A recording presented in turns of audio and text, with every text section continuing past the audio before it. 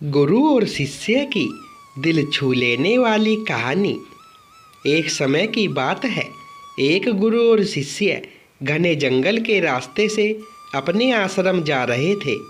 काफ़ी अंधेरा हो चुका था तो शिष्य ने अपने गुरु से कहा, गुरुजी, आज अंधेरा काफ़ी हो चुका है और ये जंगल खतरों से खाली नहीं। क्यों न आज रात आसपास के गांव में विश्राम करें। गुरुजी ने कहा, हाँ वत्स, यही उचित होगा। कुछ दूर चलने के बाद उन्हें एक कुटिया में रोशनी जलते हुए दिखाई दी और वो दोनों उस कुटिया की तरफ आगे बढ़ने लगे। अब जैसे ही वो वहाँ पहुँचे, शिष्य ने दरवाज़ा खटखटाया और अंदर से एक गरीब आदमी दरवाज़ा खोल के बाहर आया। गुरुजी ने उस गरीब आदमी से कहा, वत्स, हम अपने आश्रम जा रहे थे।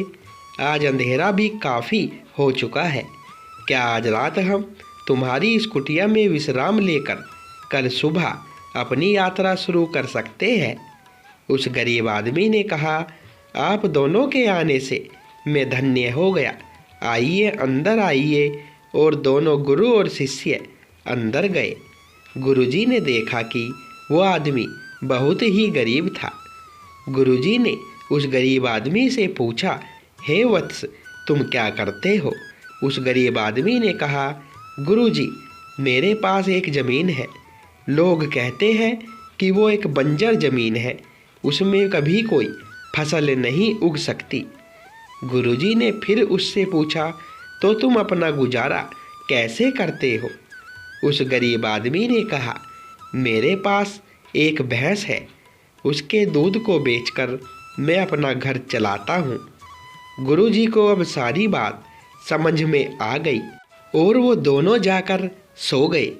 अगली सुबह होने से पहले ही गुरुजी ने अपने शिष्य को उठाया और कहा, चलो हम इसकी भैंस को अपने आश्रम ले जाते हैं। शिष्य ने कहा, जिस आदमी ने हमें विश्राम के लिए जगह दी, उसी की भैंस चुराना क्या ये उचित है? गुरुजी ने कहा, उचित अनुचित की बातें तुम मुझ पर छोड़ दो वत्स, और इस भैंस को अपने आश्रम ले चलो। और वो दोनों उस भैंस को लेकर अपने आश्रम चले गए। पर शिष्य को ये थोड़ा भी अच्छा नहीं लगा और वो ये चीज़ कभी भूल ही नहीं पाया। ऐसे ही 10 साल बीत गए। गुरुजी भी अब नहीं रहे। अब शिष्य भी बड़ा हो चुका था।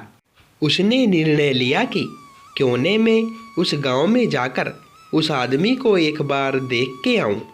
उस गांव में पहुंचने के बाद उसने देखा कि वो गरीब आदमी अब बहुत ही अमीर हो चुका था। उससे जाकर पूछा, क्या आप मुझे पहचान सकते हो? मैं 10 साल पहले अपने गुरुजी के साथ आपके घर आया था। उस गरीब आदमी ने कहा, हाँ, मैं फिर से आपको देखकर धन्य हो गया। जिस रात आप दोनों मेरे घर आए थे, उसकी अगली सुबह मैंने उठ के देखा तो आप दोनों जा चुके थे और मेरी भैंस भी कहीं भाग गई थी। मेरे पास और कोई चारा नहीं था अपना गुजारा करने के लिए, तो मैं उस बंजर ज़मीन पर ही दिन रात मेहनत करने लगा और धीरे धीरे उसमें भी अच्छी फसल उगने लगी और उसी पैसे से मैं एक के बाद एक ज़मीन खरीदने लगा और उसमें मेहनत करने लगा। उस वजह से मैं आज ऐसा अमीर बन पाया हूँ।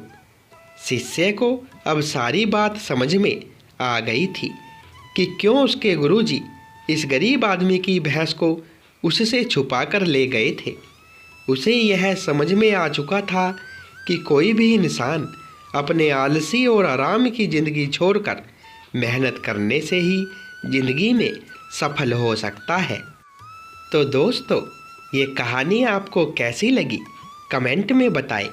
कहानी पसंद आई हो तो वीडियो को लाइक करें, शेयर करें और चैनल पर पहली बार आए हो तो चैनल को सब्सक्राइब करें।